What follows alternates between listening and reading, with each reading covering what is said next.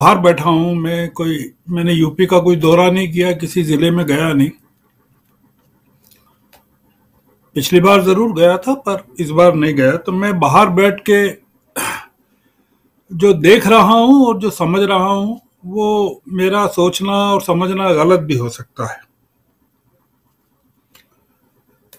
ये इस समय पहला चरण जो था पश्चिमी उत्तर प्रदेश का, जहां आपने कहा कि पूरे फेजेस में बीजेपी को बदलना पड़ा अपना जो बैटिंग का अंदाज था।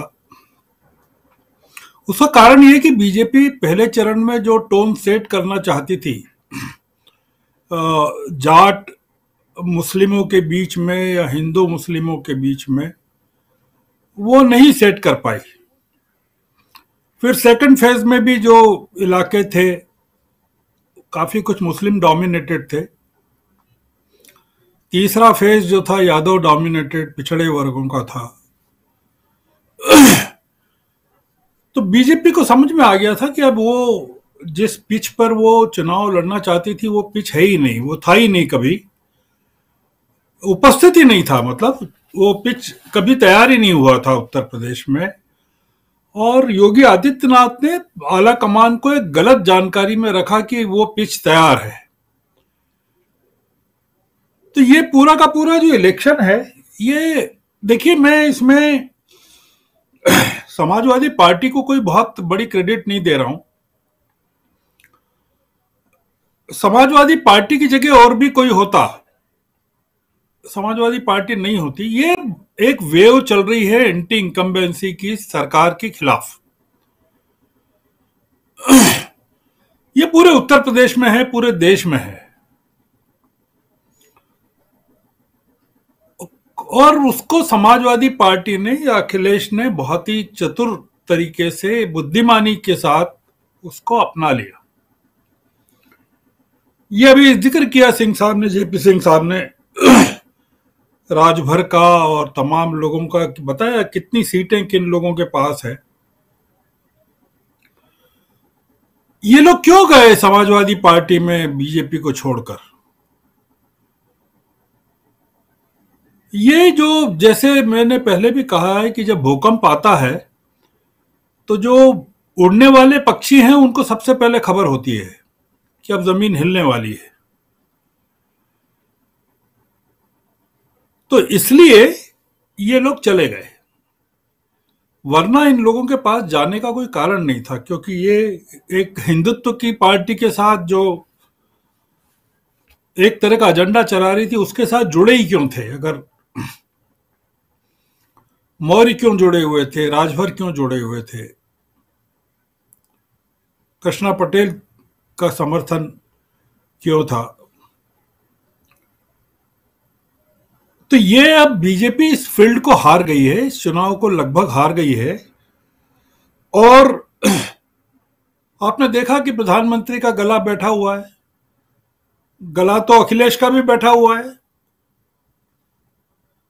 और प्रधानमंत्री अगर नमक की याद दिला रहे हैं, यह हताशा की पराकाष्ठा है। आपके घर कोई खाना खा के जाए और आप उसको याद दिलाएं कि तुम मेरे यहां का नमक खा के गए हो, तुमको ये काम करना है। ये कहते हैं बहुत ही लो लेवल पर पूरे के पूरे पिच को ले आना, कि बॉल को थ्रो करना, बॉलिंग ठीक से नहीं करना, सीधे विकेट लेने के लिए थ्रो करना। तो अब ये सातवें फेज का, जैसा भी कहा है, आपने भी कहा, इन्होंने जेपी सिंह साहब ने भी कहा, जो जिले हैं बहुत ही अलग तरह के जिले हैं, वो बीजेपी की पहुंच के बाहर के जिले हैं। आजमगढ़, मऊ, जौनपुर, गाजीपुर, चंदौली, वाराणसी, भदोई वगैरह जो भी हैं, ये सब बीजेपी के इलाके नहीं है। बनारस में पीएम को अगर बैठना पड़े 3 दिन 2 दिन, तो हमको समझ में आता है कि कितना बड़ा संकट है बीजेपी के सामने। तो देखिए, इसमें मामला अब लगभग, ये तो आप सभी लोग कह रहे हैं और हम लोगों को भी लग रहा है बाहर बैठ के भी, कि भारतीय जनता पार्टी के हाथ से चीजें चली गई हैं। सवाल ये है कि जब 10 तारीख के बाद का क्या सिनेरियो बनने वाला है, उत्तर प्रदेश में क्या बनता है और देश में क्या बनता है। क्या जिस तरह का पॉलिटिकल कॉम्बिनेशन उत्तर प्रदेश में बनेगा, वो उसको अखिलेश चला पाएंगे आगे।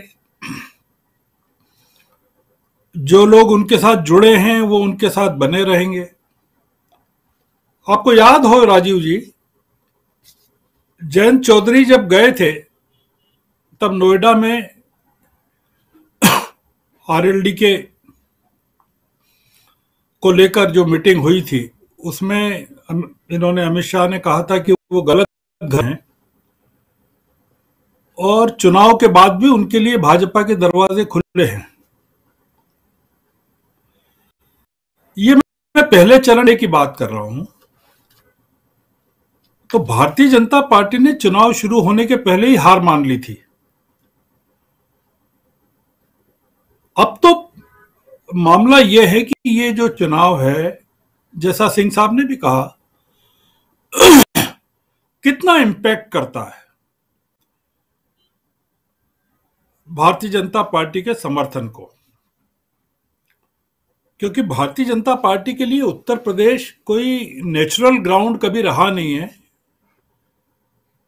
यहां की जो पूरी पॉपुलेशन है, पूरी पॉलिटिक्स है, पूरा जो इकोनॉमी है, वो बैकवर्ड आधारित है और नॉन जाटव आधारित है, नॉन यादव आधारित है और मुसलमानों के ऊपर आधारित है। तो ऐसे में हिंदुत्व की बैटिंग करके ये 2017 में जरूर आ गए, पर वो उस बैटिंग पर योगी जी ने गलत बॉल खेलना शुरू कर दिया और वो अब नुकसान हो गया है इनका। और आप पाएंगे कि अब पूरा का पूरा बीजेपी का एजेंडा जो है वो बदल गया। आपने काशी में प्रधानमंत्री को देखा, वो काशी विश्वनाथ कॉरिडोर के शुभारंभ के अवसर पर प्रधानमंत्री की जो छवि थी काशी में, और अभी जो काशी में प्रधानमंत्री की छवि थी, दोनों में फर्क है, पहली चीज। दूसरी चीज यह कि प्रधानमंत्री की बनारस में उपस्थिति के दौरान योगी वहां उपस्थित नहीं थे। प्रदेश के मुख्यमंत्री हैं, पर वो वहां उपस्थित नहीं थे। चाहे प्रधानमंत्री 2 दिन रुके हों, 3 दिन रुके हों, तो वो नहीं थे वहां। मतलब यह कि बीजेपी को समझ में आ गया है कि जिस एजेंडे पर बीजेपी काम कर रही थी वो थोड़ा बैकफायर कर गया है, और ये जो चुनाव है वो हम लोग तो मान सकते हैं कि कंक्लूड हो गया है। अब ये 7वां चरण, उसके 349 सीट्स तो हो चुकी हैं, एक डिसाइसिव फेस तो निकल चुके हैं। अब सीटें कितनी मिलती हैं और बीजेपी कितनी इज्जत बचाती है और समाजवादी पार्टी कितना बहुमत करती है, ये बचा हुआ है। बनारस की बात हम कर रहे हैं। अभी जो